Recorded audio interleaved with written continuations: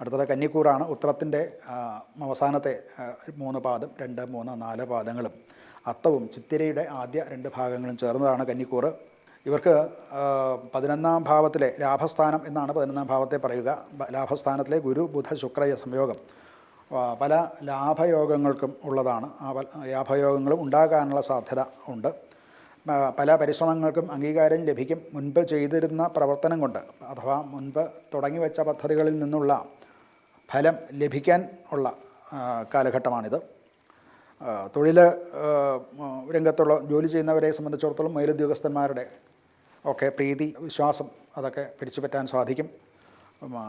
ഒരു ടീം ആയിട്ട് പ്രവർത്തിക്കുന്ന, ഒന്നിച്ച് ജോലി ചെയ്യുക അല്ലെങ്കിൽ പാർട്ട്ണർഷിപ്പ് ജോലി ചെയ്യുക, അതിലൊക്കെ ഒരു ടീം ലീഡ് അല്ലെങ്കിൽ അതിൻ്റെ അകത്തൊരു പ്രധാന പങ്കപ്പെട്ടയാളായിട്ട് ഒരു അംഗീകാരം കിട്ടും. അതുപോലെ തന്നെ IT മേഖലയിലും വിദ്യാഭ്യാസ മേഖലയും ബാങ്കിങ്, വ്യാപാര സംബന്ധമായിട്ടുള്ള അക്കൗണ്ടിങ് മുതലായിട്ടുള്ള കാര്യങ്ങളിലൊക്കെ ജോലി ചെയ്യുന്നവരെ സംബന്ധിച്ചിടത്തോളം നല്ല ഉയർച്ച, പ്രത്യേകമായിട്ടുള്ള ചില നേട്ടങ്ങൾ അവർക്ക് ഉണ്ടാകാൻ സാധ്യതയുണ്ട്.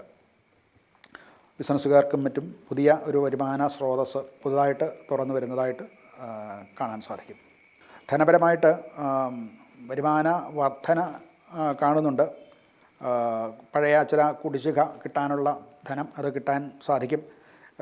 നിക്ഷേപങ്ങളിൽ നിന്നുള്ള ചെറിയ നേട്ടങ്ങളും ഉണ്ടാകും.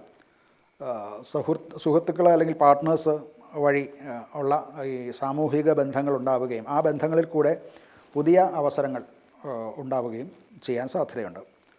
ആരോഗ്യം നില പൊതുവെ മെച്ചം തന്നെയാണ്.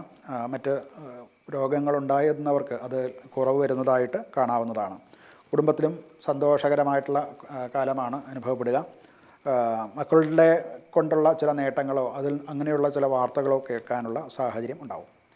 ഇവർക്ക് വിഷ്ണുവിനെ ഭജിക്കുക, വിഷ്ണു സഹസ്രനാമം ജപിക്കുക, അലങ്കാര വസ്തുക്കൾ വിഷ്ണുവിന് സമർപ്പിക്കുക, അതുപോലെ ഭക്ഷണ വസ്തുക്കൾ, ഭക്ഷണം ദാനം, അന്നദാനം, ഇതും ഒക്കെ ഒരു പരിഹാരം എന്നുള്ള നിലയ്ക്ക് പറയാവുന്നതാണ്.